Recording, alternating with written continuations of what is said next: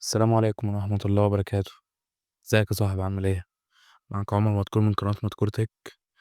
النهاردة عندنا موضوع مشوق ومهم جدا لو بتفكر تجيب موبايل جديد من بره مصر أو جوه مصر، وعايز تعرف ايه الحوار الجديد بخصوص الموبايلات اللي بدأ الناس تتكلم عنه بقوة والقرار ده هيأثر على السوق المصري ازاي وليه طلع وتأثيره على الأسعار وهل فعلا هيحصل مشكلة لو مدفعناش الرسوم. هجاوب على كل الأسئلة دي وأكتر. أتمنى قبل ما نبدأ ما تنساش تصلي على النبي عليه أفضل الصلاة والسلام وتحط لايك واشتراك للقناة وتفعل زر الجرس عشان يوصلك كل جديد. يلا بينا نبدأ. بصوا يا جماعة، الموبايلات المستوردة في مصر بقت عامل أساسي في السوق، وكتير مننا متعود إنه يشتري موبايله من بره عشان الأسعار أحيانا بتكون أرخص. لكن مع زيادة عمليات التهريب وغياب التنظيم، الحكومة قررت تتدخل وتعدل الأمور، والقرار ده هيحاول يحقق نوع من أنواع العدالة بين الأجهزة المستوردة والمحلية. والقرار ده سلاح ذو حدين. خلينا بس أقول لك كام حاجة قبل ما أقول لك ليه هو سلاح ذو حدين. أول حاجة، إيه الحوار بالظبط؟ عشان في ناس ممكن ما تكونش عارفة إيه هو. القرار إنه يتم فرض جمارك أو على الأجهزة اللي جاية من بره مصر، الأجهزة الضمان الدولي مش المحلي. الجمارك دي بنسبة من 24% أو 38%، حاجة زي كده، من قيمة الجهاز طبعا. يعني مثلا جهاز ضمان دولي عامل 12,000 جنيه، هتبقى الجمارك أو الضريبة بتاعته مثلا 24%. اضرب بقى 24 في 12,000 على 100، هيطلع 2,880 جنيه. يعني بعد الضرايب وكده ال 12,000 دول هيبقوا كام؟ 14,880 جنيه.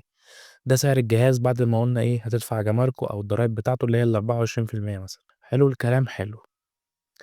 ليه بقى طبّقوا القرار ده؟ عشان في ناس كانت تروح تشتري الجهاز الضمان الدولي ومش بيشتروا الضمان المحلي، لإن الضمان المحلي سعره أعلى من الضمان الدولي. مثلًا الS24 Ultra، مثلًا الضمان المحلي بتاعه 56,000 جنيه، لكن الضمان الدولي بتاعه بحاجة و40,000 جنيه، ده مثلًا يعني. فالناس كانت تروح تشتري الضمان الدولي عشان أرخص. اللي بيتضر في الحوار ده الموزعين أو المحلات اللي عندهم الأجهزة الضمان المحلي، إنهم مش عارفين يبيعوا الأجهزة ديّة. طب الضمان الدولي دي بتيجي إزاي؟ بتيجي بقى تهريب أو جاية استيراد، المهم إنها بتيجي وبتتباع. القرار بقى عشان يوقّف الحوار ده، مين المستفاد ومين المتضرر من الحوار ده؟ المستفاد المحلات أو الموزعين اللي عندهم ضمان محلي، واللي هيتضر بمهرب أو الزبون. إزاي بقى؟ إنه مش هيعرف يبيع الأجهزة بتاعته الضمان الدولي، والزبون متضرر إنه مش إنه هيشتري الضمان المحلي. ليه متضرر؟ لإنه أغلى من الضمان الدولي. لو هو عايز بقى يشتري الضمان الدولي، لازم بقى لو هيشتري الضمان الدولي يفعّل الجهاز خلال 90 يوم، ولو ما فعّلش الجهاز أو ما دفعش ضرايبه أو جماركه، الجهاز هيقف شبكة، بمعنى مش هيقدر يعمل منه مكالمات. لكن الجهاز المحلي يقدر، عشان مدفوع ضرايبه وجماركه، يعني هيجيبه هيشغّل على طول بدون بقى حوار التفعيل ده. القرار بقى سلاح ذو حدين إزاي؟ الحد الأول إنه حلو عشان الأسعار شبه هتكون مستقرة ومش كل واحد هيبيع على مزاجه. الحد التاني إنه التجار يصطادوا في المَيَّة العكرة ويرفع الأسعار سواء بقى محلي أو دولي. والأسعار حاليًا لحد 1/1 هتبقى مرتفعة لإن كله هيشتري قبل تفعيل القرار، والقرار هيتفعل يوم 1/1. ونصيحتي ليك إنك لو عايز تشتري، اشتري دلوقتي قبل ما القرار ينزل أو يتفعل. هل الأجهزة اللي معانا حاليًا هتتضر؟ لأ، الأجهزة اللي اتفعلت قبل 1 يناير 2025 مش هتتأثّر بالقرار دوّة. واللي فهمته من خلال التسريبات إن كل شخص ليه جهاز واحد في السنة دولي يقدر يشتريه بدون دفع جمارك أو الضرايب ديّة. مش عارف بقى المعلومة دي صحيحة والّا لأ.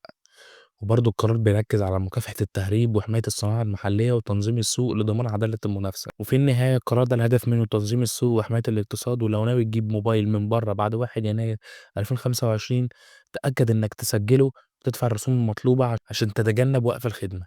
إزاي بقى نسجل الموبايل وندفع الرسوم؟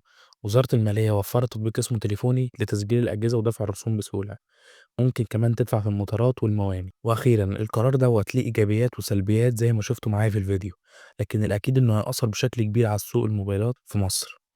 اللي عايز يشتري جهاز من برّه أو من داخل مصر لازم يبقى عنده فكرة كاملة عن الرسوم والضرايب المطلوبة عشان ما يواجهش مشاكل في المستقبل. الموضوع مش صعب زي ما البعض متصوّر، لكن في نفس الوقت لازم نكون جاهزين لقرار زي دوّة عشان ما نتفاجئش.